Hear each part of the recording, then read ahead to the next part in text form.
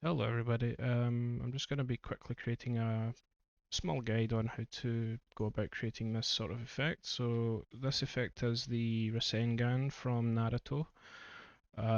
Today I'm just going to be sort of showcasing how I created this and how you can also do the same thing. Apologies for the length of time it's taken to create another video. It's not been something I've been focusing on, sadly. I did take a long break from Roblox, so what I've got for you today is I've just sort of ported these over from my other test place, and I've just extracted a bunch of the textures that I sort of cobbled together. So these aren't in any particular order or anything like that, so it's not super required for the video. It's just to sort of showcase it. I'm going to be giving out this place as well as a downloadable link, so if anyone wants, they can grab this for themselves and have a review and have a look at it. So it's going to be open sourced to anyone who wants this. It's going to be on my Discord and in the download link below.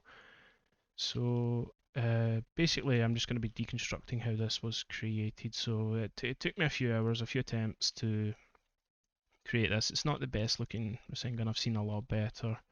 So take it with a grain of salt. It's not, it's not going to be winning any awards or anything like that. I just wanted to sort of showcase to beginners how to sort of get started with this sort of thing. You can make this 10 times better, so no hate, please.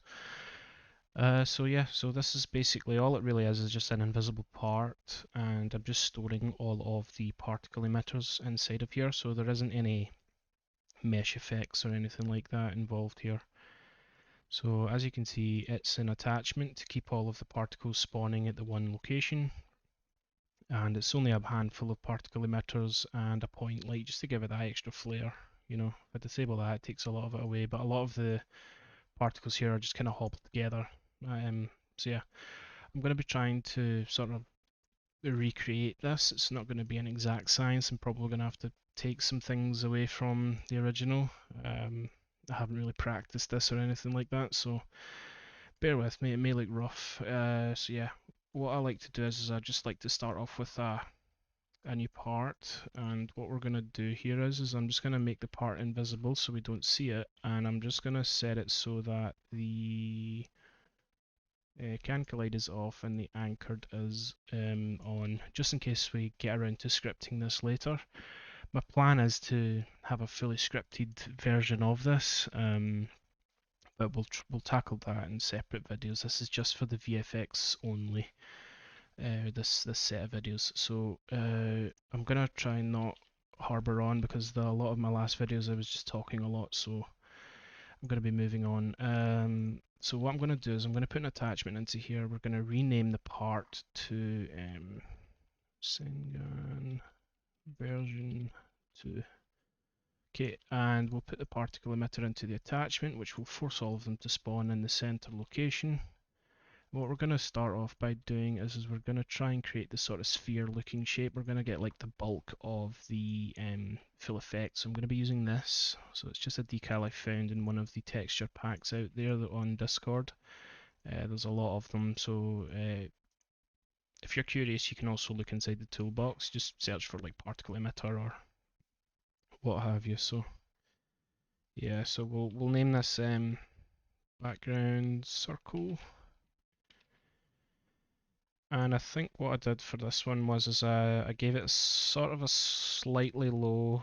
Um, Let me just double check. So yeah, I gave it like about half a second of lifetime.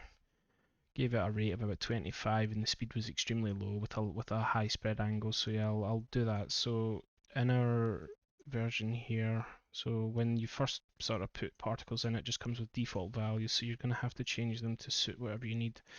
So for the moment, I'm just going to put both of these to 0.5. So we've got this, and we'll put the rate to about 25 to match what we had before, and we'll put the speed very low, like this. And what that's going to do is it's going to sort of bunch the particles together, but it's going to give us a nice sphere to work with, which is nice. I'm going to do 360 as well, just to mimic what we had. I don't think I really needed that, but that is what it is, I suppose.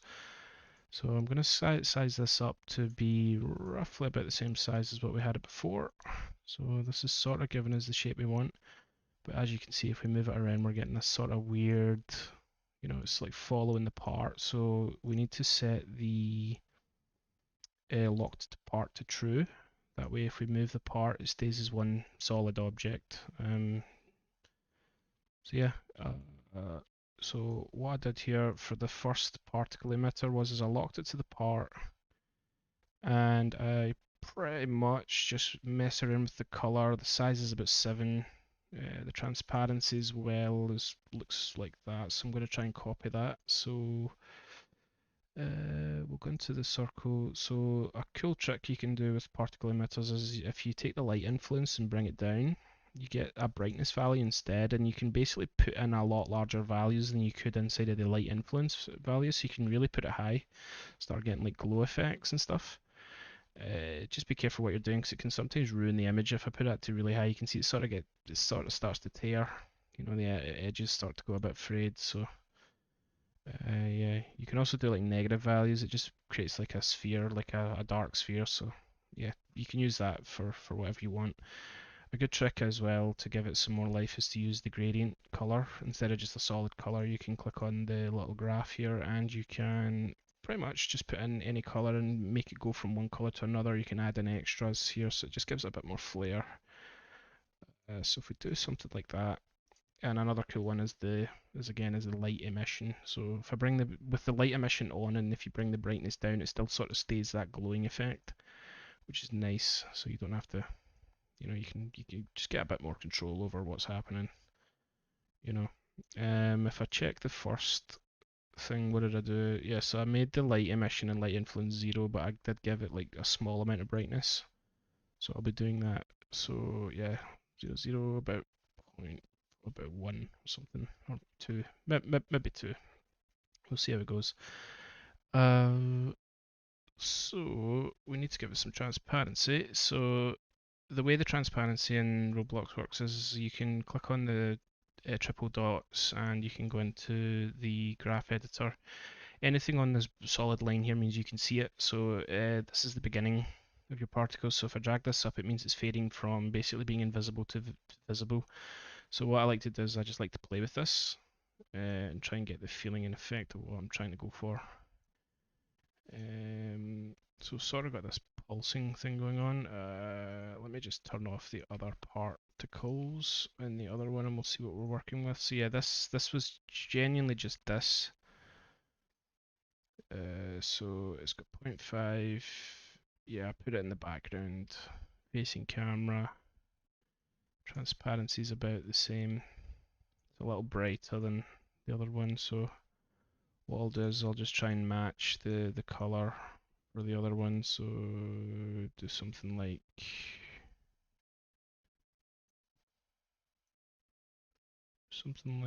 that, maybe. Hold on, let me see. What did I do? Okay, so I went from that color to a light blue. All right, let's try that. Yeah, this is where it's not really an exact science because I did this effect like weeks ago, so I don't really remember. Let's see here. So yeah, something like that, roughly. It's the light blue, sort of. It's got a pulsing effect. You won't really see it because of all the other particle effects that we'll have, but this is basically just the background circle that gives it sort of the inner blue tint. So by using the Z offset, you can place particles in front or behind each other. So I'm going to do like a -2 there, just for a placeholder value, and we'll move on to the next sphere. So the next sphere is going to be the foreground or the background glow, as you can see. So if I turn off the first one, you see it's just a glowing circle really, but this is what I was talking about with the Z offset. So yeah, if you can see I've just offset it a little from the other one and it's got a nice background circle light to it. So yeah, we'll try that. So I believe for the second sphere I used this texture here, which is the nice off shade glow. So if we check the decal texture, it's 4045. This one, it's 4045. Yes, it's the same exact texture as this one here. So what I like to do as well, just to speed up time, I just duplicate the texture, the particle emitter, sorry. So we'll do white outlines. And key texture in here. And just so we can see what we're doing, we'll turn off the first particle emitter. So that's sort of what we're getting. So we want to kind of bump the brightness way up high, and we want to make it a little bigger because we want to have it like an outline glow. The texture's really, really bad, but you know, this is just a. It's not meant to be perfect. It's just one of these things. I'm not the best at creating visual effects. I'm just trying to do my best to make sure everyone has a sort of good understanding of how to go about it. So yeah, I think the way I solved that was just messing with the. It's possible that I actually hid a lot of this with the size. Yeah, so I changed the size of it. So if you're getting really crisp edges like this and really weird wonky stuff not occurring, you can play around with the settings even more. So I think I dragged that down, and you see how it sort of gets rid of that because you're starting to move the texture. That's sort of what I did. So we'll do something like that. There we go. So we're sort of getting there. We're sort of getting the same sort of look. So yeah, so that's basically the second emitter done, because we're basically just taking a lot of what was already made, and we're just taking it, putting it sort of behind it. So right now we're not really doing that, but if we do like negative 2.1, something like that, it just pushes it behind, so we can layer other effects on top. So we'll move on to the next one. So the next one is going to be, the next one is going to be the inner part here. So if we turn that on, it's basically just to give it more definition. It's just, if you look at reference images or reference animations for the Rasengan, it's just there is like an inner white sphere, essentially. I've coloured it yellow just because there's a lot of other colours ongoing. But yeah, it's basically, if you look here, it's the same exact texture. So what we could do here is we can actually just copy the white outline, do inner glow, and what we'll do is we'll scale this down to something like 4, something like that. And we'll turn off the other circles for the moment just so we can see what we're doing. So yeah, we'll put this down to about 2, something like that. We'll change the color of it to a yellow. We'll change the scale again so that we get rid of that horrible outline looking thing. And if we turn on these circles again, so all I'm doing there is just shift clicking and I'm moving around quite fast, but you can watch the video in different time modes just to sort of gather what I'm doing. I just hate the fact that my videos take too long to digest. They take far too long to watch. Got a bad habit of going on and on and on about this silly thing. So hold on. So if we do negative 1.5 roughly, yeah, you can see it there. So that's extremely bright. So we'll take that down. We'll take the light emission up. So I think that's what I did. Yeah. So I gave it it's just to give it a nice kind of yellowish fall off glow, sort of. You can mess around with it more, but yeah, that's basically what I've got there. So the white lines in the inside, if we enable those, that's basically what we're getting. So it's the crazy turbulence. So that texture that I used for that is actually this one here. So it's just a sort of spirally line looking thing. So if we copy that real quick and jump back to our particle, and if we quickly, well, we can take what already exists, I suppose. So if I do Control D and duplicate this and do spirals instead, something like that, and if we turn all of these off, just so we can see what we're dealing with. So it's a good habit I like to get into. I just turn everything off, basically. Or everything should be off. Why is that still there? Oh, of course it's still there. Yeah, I haven't changed anything.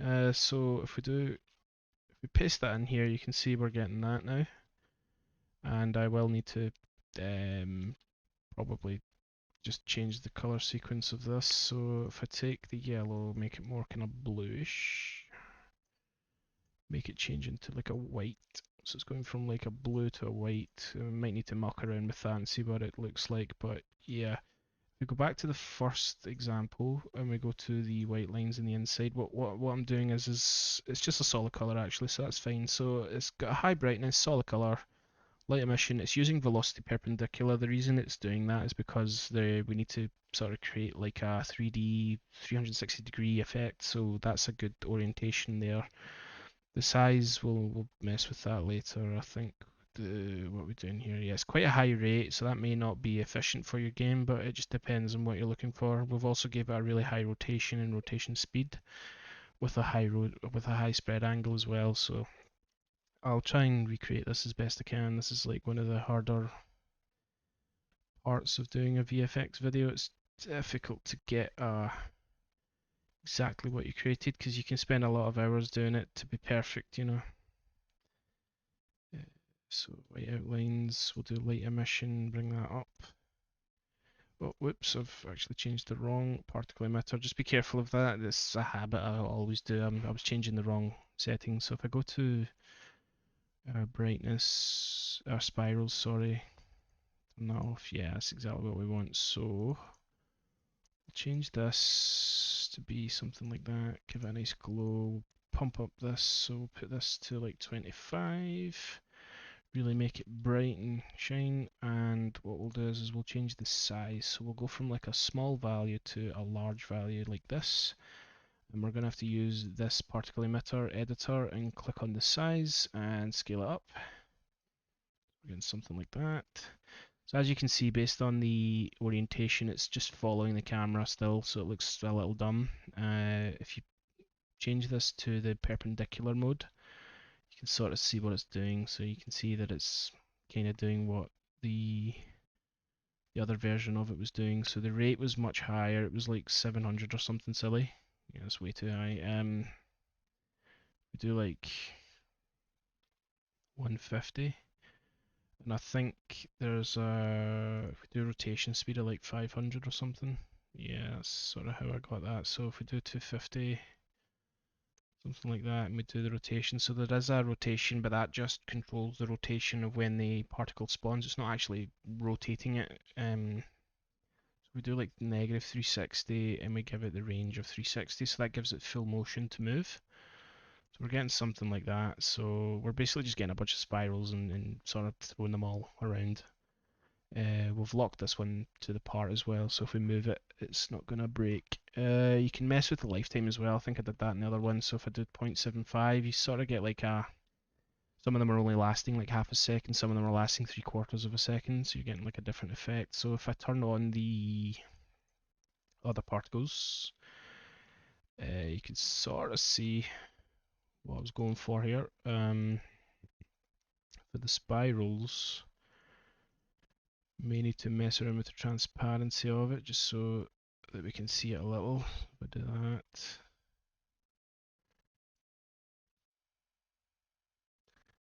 oops, yeah, something like that. So yeah, do something like that. Transparency is great, by the way, just so that anyone knows. It's just you can sort of clip things and move things to where you need it to be. This is why it's good. It's not going to be an exact science, this one. It may look worse than the one I created, but that's why I've OS'd it, just so that you can play around with it and make it yourself, because I did spend ages tinkering with the values and stuff like that. If I go into the white lines and take the size, for instance, I did do a whole bunch of stuff with the size. Transparency as well. Yeah, that's yeah, it's a little kind of different. Let me see here. So the next one will be the so if we turn these off to the outside. Oh yeah, okay. Yeah, so this is where we use this ring here. So this is used for the sort of outside part of it. So I'm going to take the texture ID and just the same again. So we're going to take one of these. So we'll take like the background circle or something. We'll do Control D, duplicate, and we'll do something along the lines of yeah, outside lines, and we'll paste this in here. And yeah, it looks terrible, but don't worry, we'll fix it. So if we highlight all of these, disable all of them, you can sort of see it's just a black square now. There is textures with a black background like that. There's ways around it. You can edit it in Photoshop or whatever, but the way to get around it is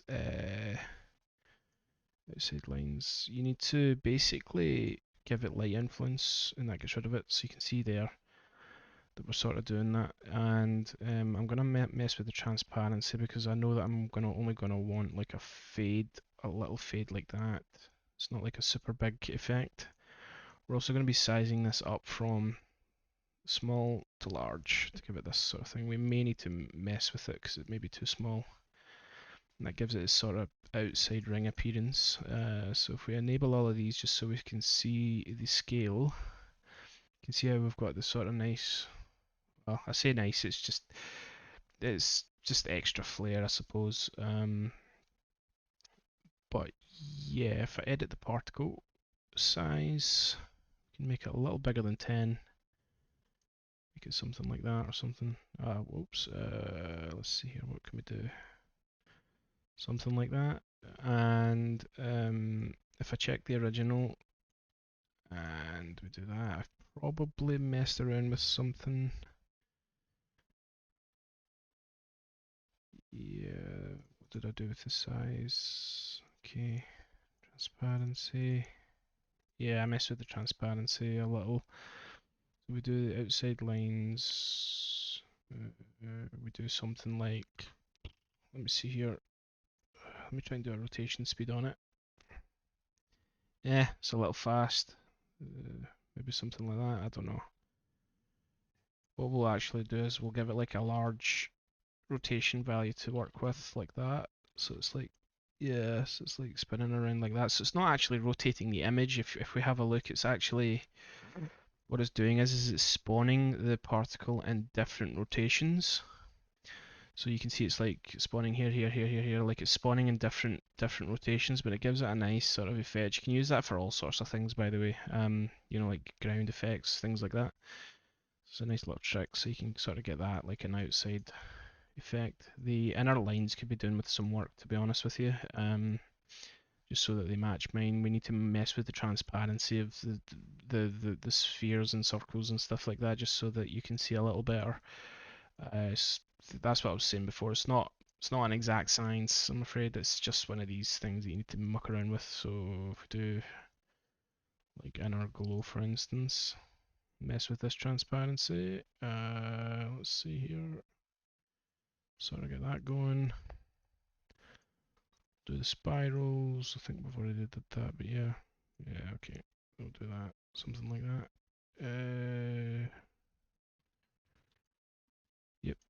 Okay. And what we'll do is we'll do exactly what I did before, and we'll do a point light. Point lights are good for giving it that extra flair.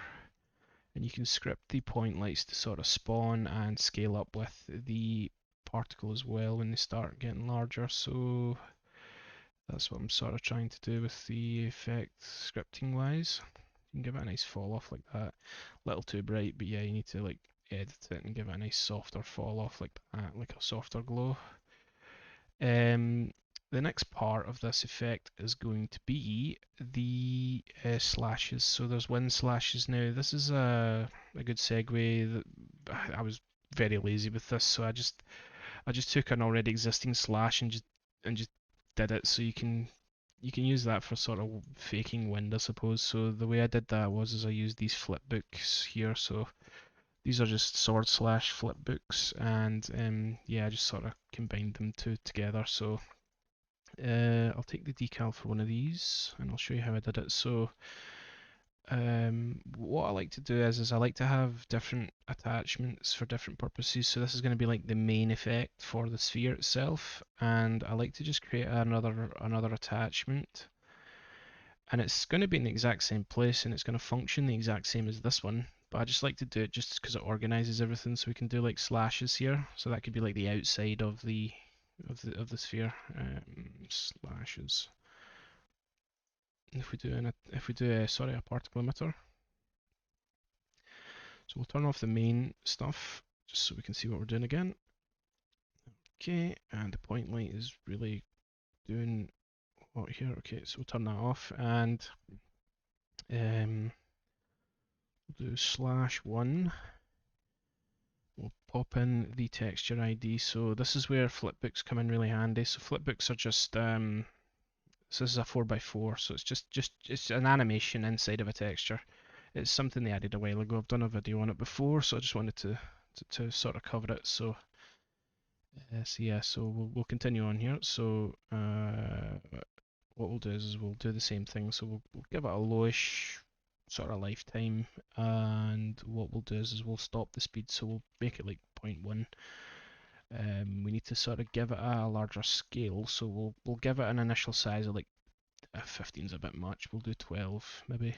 And you can see it's not doing anything, but that's because we need to set up the actual flipbook layout here. So if we set that to 4x4, you can see it's actually going to be doing something. It's not doing something at the moment, but if we do one shot, or better yet, if we do loop, you can control the frames per second.